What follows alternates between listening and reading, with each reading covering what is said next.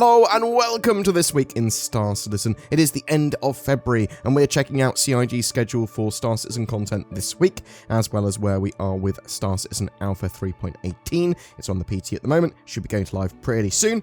There is also a dev response on rotating ship engines that I'd like to talk about too. From This Week in Star Citizen post from Cloud Imperium, they say, in case you missed it, Alpha 3.18 is currently available to all backers on the PTU servers, so you can already experience persistent entity streaming, salvage, and much more. If you plan on visiting the PTU servers for the first time, you can find out more in our knowledge base. So I actually recommend that even veteran backers check out the knowledge base, because it has sort of like the do's and don'ts a lot of the time, some big bugs, some workarounds for things, stuff like that. But also, Cloud Imperium, they haven't really built a tutorial into Star Citizen at all, so having lots of resources like the knowledge base is very useful. They continue, we wanted to thank all of you PTU testers out there for helping us kick the tyres and bang the pipes, especially over the last weekend. Your participation and engagement have proved invaluable in helping us identify critical issues, such as the memory leak that was causing some pesky crashes. The vast amount of data you generated throughout this PTU cycle has enabled the team to identify and implement much needed fixes. We want to ensure we catch any stability related bugs before switching to the live environment, and we're very close. Your help is super appreciated and plays a vital role in us getting Alpha 3.18 to the live servers, especially this week as we navigate the home stretch. The more traffic we can get on the PTU this week, the better the odds we will have of getting this one out the door, so we hope to see you in the verse alongside us. For those interested in what's coming beyond Alpha 3.18, you can get a sneak peek by checking out last week's Inside Star Citizen that showcases the upcoming improvements and additions to mining coming in Alpha 3.19. We also want to remind you that many Bar Citizen events are occurring every week, such as the one in Angers in France this Saturday. On barcitizen.sc you can find real-life events in your area and register your own events for others to discover and attend. Remember to let us know about your meetups on Spectrum. We just might make a pit stop and crash the party. Also, for you racing fans, qualifying rounds for System 7 are happening this weekend. You want to get involved with racing? System 7 is awesome. It's going to be a big community event and you should get involved. Let's take a look at This Week in Star Citizen's schedule. This Tuesday, the narrative team bring us the monthly Galactopedia update. There is always some cool bits and bobs in the Galactopedia. I'm really looking forward to it being integrated into actually Star Citizen, sort of your Moby Glass, your star map, having the Galactopedia there so you can find out more about the verse as you play. I think that's the sort of the dream. Wednesday sees the release of February's monthly report. So you've got the Squadron 42 report, you've got the Persistent Universe report. This is going to give us a lot of deeper information about what Cloud Imperium are planning for Alpha 3.19, what they're working on now, what they've been working on over the last few weeks. Really excited to see that. Thursday, we've got Inside Star Citizen. This is going to be looking at a tour of the new underground facilities that were showcased originally at CitizenCon 2952. And it is a white box tour, but they've said that there was over sort of like, I think it was 17 rooms over at least 5 floors. There's quite a lot of work that's gone into these white boxes. Cloud Imperium are sort of full steam on that feature. On Friday, we have a Star Citizen Live that's going to be with the VFX team. Now, that's going to be at 4 PM UTC on the Twitch channel for Star Citizen. VFX are doing a lot of work on converting their library over and updating that stuff at the moment, so it may well be tied to that. But obviously, VFX are one of the downstream teams that have just had their schedules sort of more updated, and they might be talking about some vehicles and some other bits that they're working on in the short term, so really excited for that. We've had a new Star Citizen Alpha 3.18.0 PTU patch as well, so this is just a few little bug fixes, and that's what you're going to see with the next few PTU patches until they go to live. They are just basically doing a load of bug fixes, trying to get the blockers out the way, trying to get the most egregious bugs out the way. So in this one, they fixed the 890 jump boarding missions. They now won't let players pilot the 890 jump, I don't believe anymore. They fixed the UI on the ship customization screen not updating properly. They fixed issues with borderless mode, and they also fixed 3 server crashes. I actually like the idea that a player might be able to pilot that 890 jump. You just have it so it's effectively a stolen ship or something if they don't get out of the chair. But I suppose it makes more sense that the ship is technically permanently disabled. There are still a load of major known issues and blockers for the patch before it goes live. One of the new ones that I saw was don't hit the escape key while mousing over and using the shopping kiosk search function in this build, as it will cause a client crash 100%. Well, it actually says a 100% client crash, which is all of the client crash. But there's still various accessibility problems, stability problems, transit problems with the game, which all need to be solved.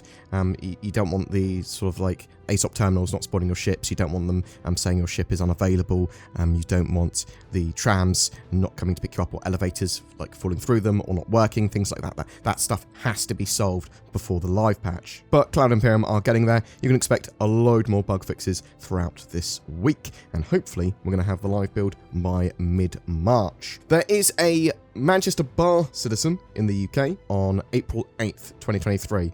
This is at the Oast House bar and restaurant, and it's going to start at 2 p.m. UTC, or 2 p.m. local time, I should say. So RSVP if you want to get into that. I'll put a link down below. I might attend that one. I'm going to try and attend that one. Zin is unfortunately busy that weekend, but if I can get down sensibly and it not costing the earth, then I will try and get down. It's also a nice one for people to attend because typically a load of Cloud Imperium employees will turn up at that one because it is local to their offices. There was a Spectrum post that I saw. Aren't a lot of ship engines supposed to rotate for VTOL and or maneuvering? The original poster goes on to say, aren't the engines on the Freelancer, Vulture, Constellation, Caterpillar, etc. supposed to rotate for VTOL and maneuvering? They look like they're supposed to, and the MISC commercial even shows it doing so. CIG's Minterari responded, we are in the beginning stages of developing the blend space tech that will allow the motion of the ships to drive rotations in the ship's skeleton. While intended for the new Santok Yai,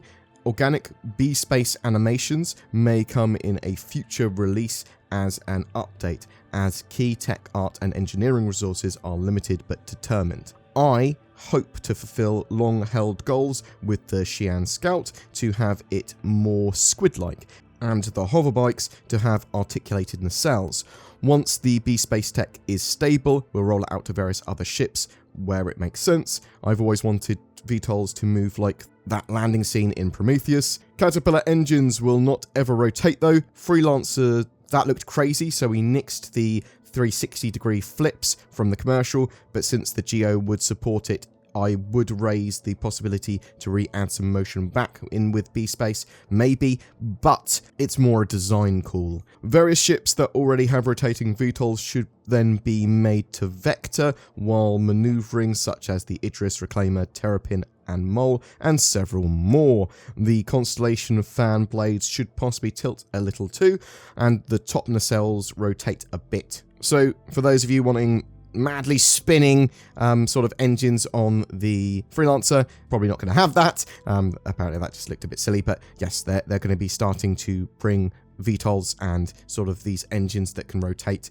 in various forms to the game, and once they have the tech in place there, but they're only going to do it to the ones that it's sensible to do it to. Some of these ships might evolve a little bit. Ships, however, should retain their intended purpose, whether or not their sort of engines get edited or not. It is the last day to get involved in the February giveaway for the chance to win a Crusader Spirit C1 on my channel. Just make sure you comment on any of my videos. Each video is potentially another chance to win, but only one comment counts per video. Right, is there anything else? Zin's powering away on the new outro for March. We've just finished a playthrough of Sons of the Forest, which we're going to try and chuck up to Patreons and YouTube members to watch. It might be quite an extended sort of play session, so we'll sort of just upload it, and you guys, you tell us what you think. Watch it in your spare time if you want. I'm really looking forward to 3.18 going live. I'm looking forward to the new monthly reports. That should be pretty cool as well. But what do you think? Are you excited for 3.18?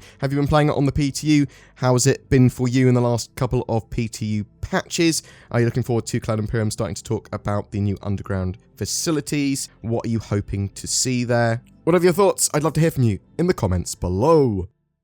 Time for some shilling. The Tobii Eye Tracker 5 is on sale again until the 6th of March. This gives you native high-precision head and eye tracking in Star Citizen. Very cool for general immersion, for combat both in ship or on foot. They are absolutely fantastic pieces of kit, and both Zin and I have one. Use the links below to grab one for 15% off or to find out more. That's the last chevron locked in, Mr. Daniel Jackson, who is legally distinct from any doctors of the same name. We've done it. We've connected to another world. Daniel Jackson, we're being hacked through the gates to the stars, which is also legally distinct from any other gates that travel to the stars. We should have got NordVPN, Daniel Jackson. We would have been able to browse the internet safely, accessed our favourite content on Netflix, and we would have been able to have privacy. We would have had less of these Egyptian-looking snake people attacking us too. You should check out nordvpn.com/BoredGamer and get yourself a great deal on NordVPN. Just click the link in the comments section below. Every month we have a ship giveaway. For February, it's for a Crusader Spirit C1, the very cool looking multi-crew, multi-role competitor to the Cutlass Black and Freelancer. As it's a concept ship, you'll get a Cutlass Black until it's made flyable. You'll get lifetime insurance with the ship and a game package for Star Citizen 2, so all you need to play. Just comment on any of my videos made during the month to be in for a chance of winning that. If you would like to further support the channel, then consider becoming a Patreon or using that join button under my YouTube videos to become a channel member. It goes a massive way to helping us make videos every day, and you'll get some exclusive content from me and Zinnia from time to time too. Become a board gamer today!